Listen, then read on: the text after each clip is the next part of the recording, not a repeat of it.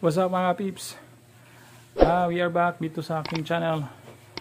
This time mga peeps, may pinapabricate tayong dalawang unit ng screen door using the Alco frame and then the Alco wire as well. Bali may crossbar po yung ating ginawang mga screen door. So itong isa is almost 1 meter po yung sukat, and then the other one is 34 inches. So bali yung content natin today is pakita ko sa inyo yung basic or yung pamamaraan natin kung paano ikabit yung ating alpha lock. So instead of using a barrel bolt, alpha lock yung ating gagamitin this time mga peeps. So pakita ko sa inyo yung nakasanayan nating pamamaraan, at the same time I'm sending this video sa mga baguhan or sa mga gustong matuto or mag DIY sa kanilang bahay. Pero bago tayo magpatuloy mga peeps, sa mga bago lang sa ating channel, pa-subscribe naman po. And then paki-like and share na rin ang ating video, at huwag kalimutang i-click ang notification bell para always updated ka sa mga future upload natin kagaya nito. So tara mga peeps, let's do this. So before tayo mag-proceed sa ating gagawing content, so wanna give you the details nitong ating ginawang screen door. Bali yung presyo nito mga peeps per unit is 4.8 lang po. Wala pong hamba. We will direct this one sa kanyang opening or sa kanyang door jamb.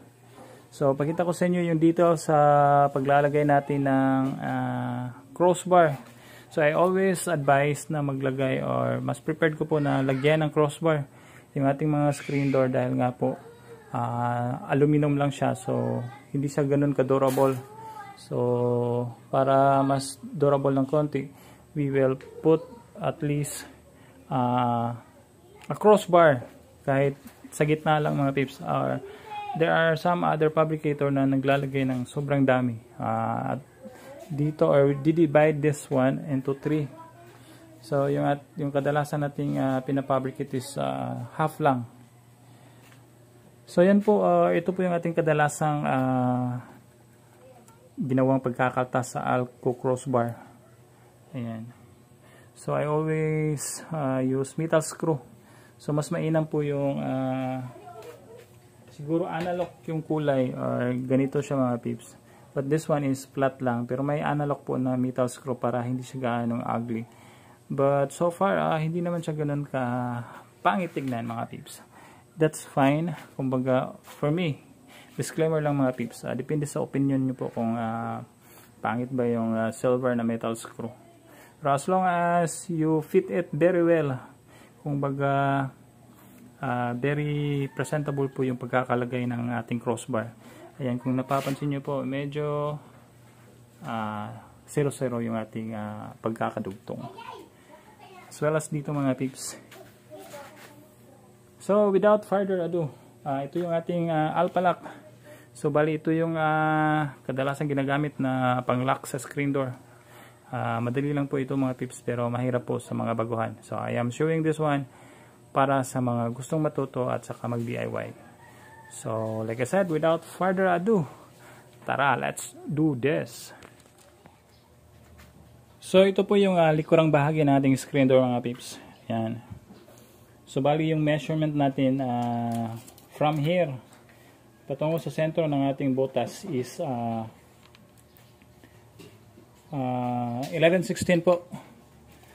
Pero depende na po sa inyo kung gaano ka, anong tawag nito, gaano ka overlap yung alpha lock. Pero this one, we just make sure na at least overlap ng konti itong ating frame. Mga 1/16 lang siguro sa sukat na 11/16. So kunin lang natin yung 11/16 mga peeps. So nga pala, depende po sa inyo kung saan nyo po i-position yung alpha lock. It's either pag ganun or pag ganun. So mas prepared po ko po na pag ganyan siya mga peeps, dahil pag ganyan kasi, ganito kasi yung position niya, parang once malose na ito, kusa siyang maglalak. So may possibility na yan, hindi ka na makapasok. So, yan, ito yung ating best na wala namang naka-indicate kung ano yung tamang pagkakaposisyon nito mga pips. For me, I think this is the best position dahil nga po we wanted to avoid na mahulog itong magsisilbing pang-lock niya para hindi siya kusang mag-lock mga tips. So proceed na tayo. So kuha lang tayo ng 11/16 na measurement right at the center of the crossbar. Ito po yung prepared na location ng ating lock, and then we will make a hole. Papatagos natin mga tips dun sa harapang bahagi ng ating screen door. Ayan.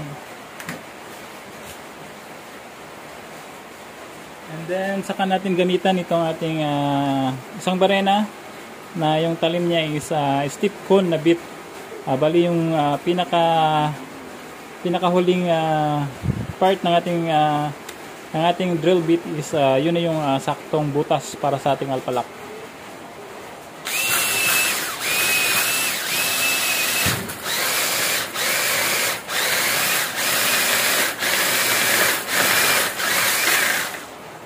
Ayan. Ayan na, reverse lock.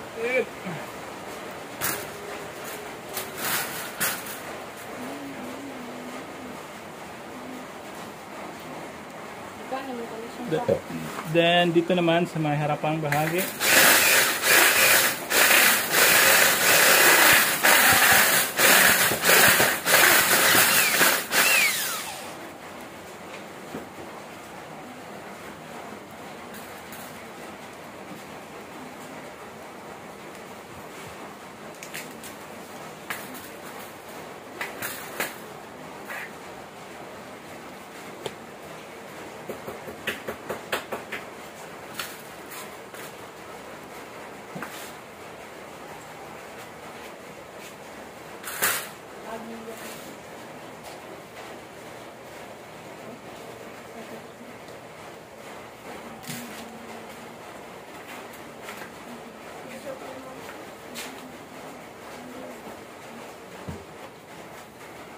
so ayan mga peeps, kung napapansin nyo po, overlap po ng konti itong ating frame ng at least 1/16 mga peeps.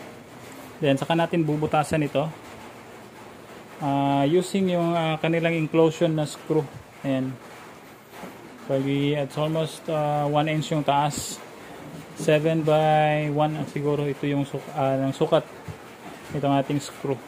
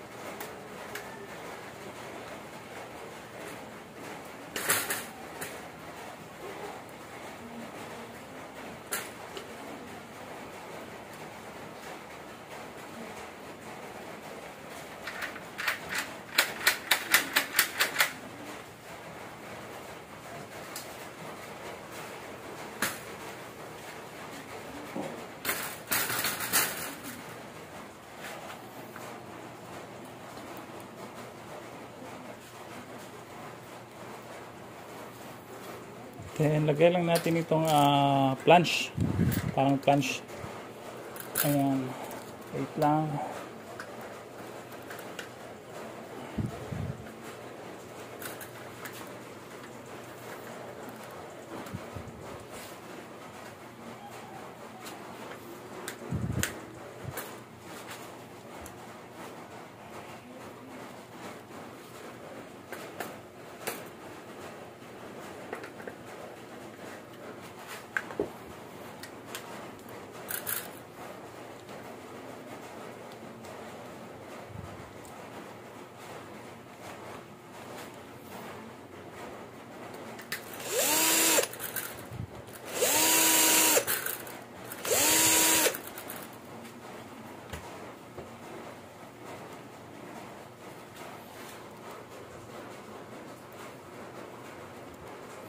So, sa part na to mga tips, pwede nyo pong i-rivets or i-screw.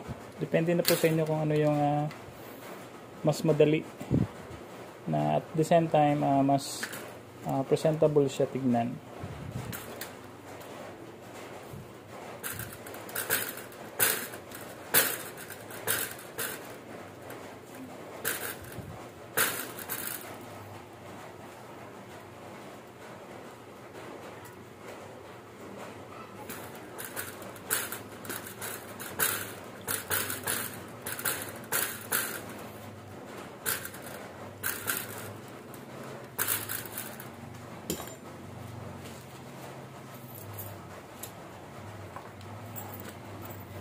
Test natin yung susi. Ayan.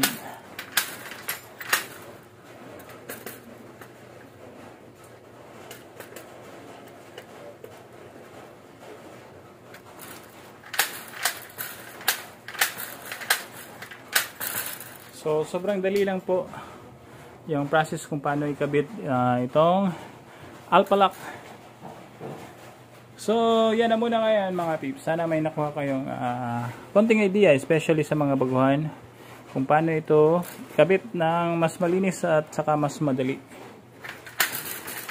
So, if you do like this video, paki-thumbs up naman po and then paki-share na rin. At huwag kaligtaan i-subscribe ang ating channel. At paki-ring na rin ng notification bell para always updated ka sa mga future upload natin kagaya nito. So this has been Fong's Work. See you again next time. Bye bye. Medyo may scratch, but that's fine.